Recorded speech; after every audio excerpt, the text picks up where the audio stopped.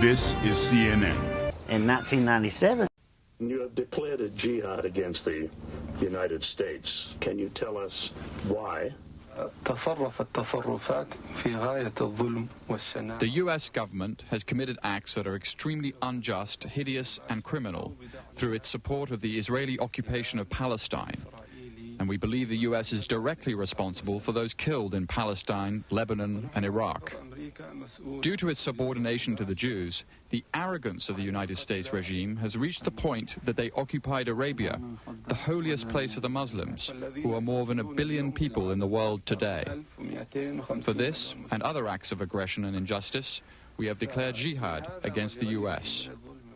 Is the jihad directed against the U.S. government or United States troops in Arabia? What about U.S. civilians in Arabia or the people of the United States?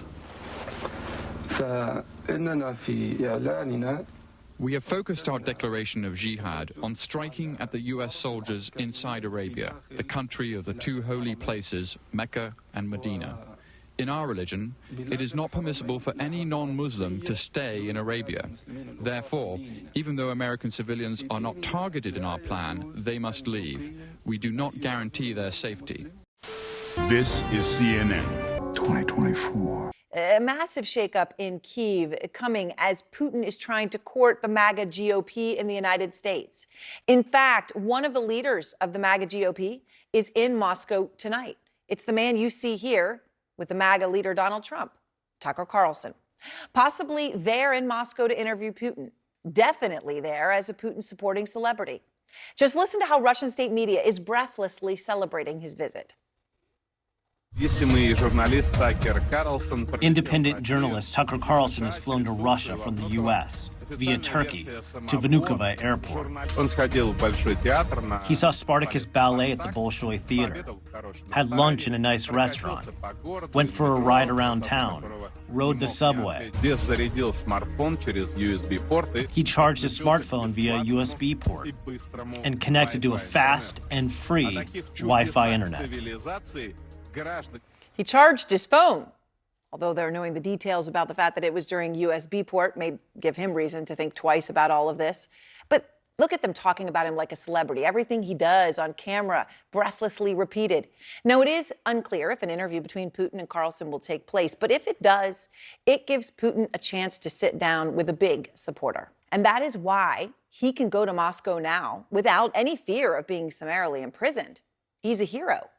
This was Putin's mouthpiece in the United States, somebody who had turned a blind eye to the atrocities committed by Putin because they were happening far away. So, Simon, look, Putin is clearly in this moment, seizing this moment, right?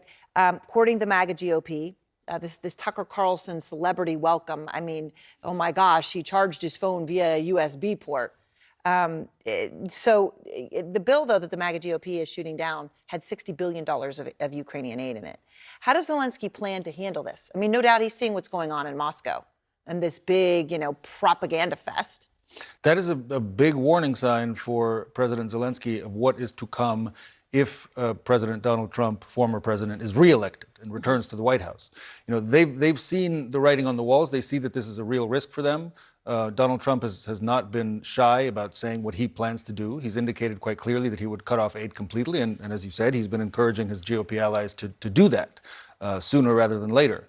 The Ukrainians are not sitting idly by and waiting for that kind of eventuality. They are hedging against it by producing more of the drones that we saw in your reporting just now, producing other weapons, ramping up artillery production, missiles, to do more of these kinds of over-the-top attacks. Yes, you have a static front line that doesn't seem to be moving very much, but you can still launch attacks by sea and by air that are very dramatic and hurt the Russians to show that Ukraine is still fighting back, it's not giving up. The bank is closed.